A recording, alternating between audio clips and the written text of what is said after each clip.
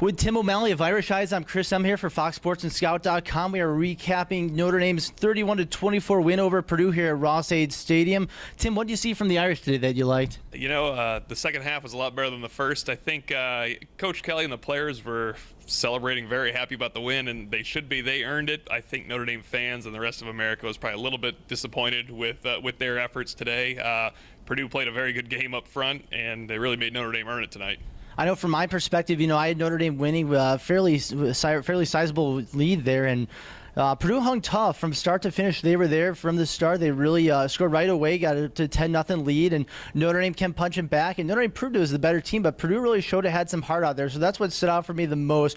What was the feeling in the Notre Dame locker room with the coaches? Were they relieved? Were they nervous? How were they feeling overall? You know, Kelly has pretty steadily, when they went on the road, and especially in a couple situations where they've had to come back, regardless of the level of opponent going in, he takes it that they're going to get the best shot from opponents, and he takes pride in these road wins. There's been a couple comeback wins against teams that they were heavily favored over, and this is another instance of it. They were sky high. They loved winning. I think getting back to winning after last week. It was a little bit disappointing to hear Davaris Daniels, who's really probably the MVP of the game for Notre Dame out there, say that they came out flat. You would think maybe don't come out flat after losing to your rival in Michigan, but credit Purdue, they came out sky high, and it was a great game because of it.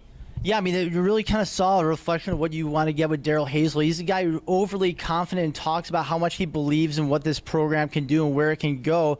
And really, you saw a team that believed it could beat a much better Notre Dame team. I think you saw Notre Dame come out flat, as Tim said, but you also saw Purdue come out sky high and ready to really, battle these guys. And it was really a reflection of that game, or a reflection of this team with what you saw in this game.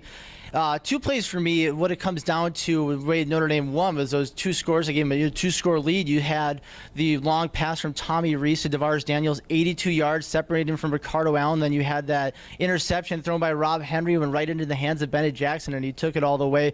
What were some of the things that stood out for you, not only game-changing plays, but some of the little things that helped swing the game? Yeah, that was a span of about 1 minute and 40 seconds where it went from a tie game to 31, or to a two-touchdown lead for Notre Dame. I think kind of not noticed on that bomb play to Daniels was Amir Carlisle, who suffered a pretty important fumble later in the game. Huge blitz protection, picked it up. That gave Reese time to make that throw. I thought that was good. And then Cam McDaniel coming in. He got one carry last week in Michigan.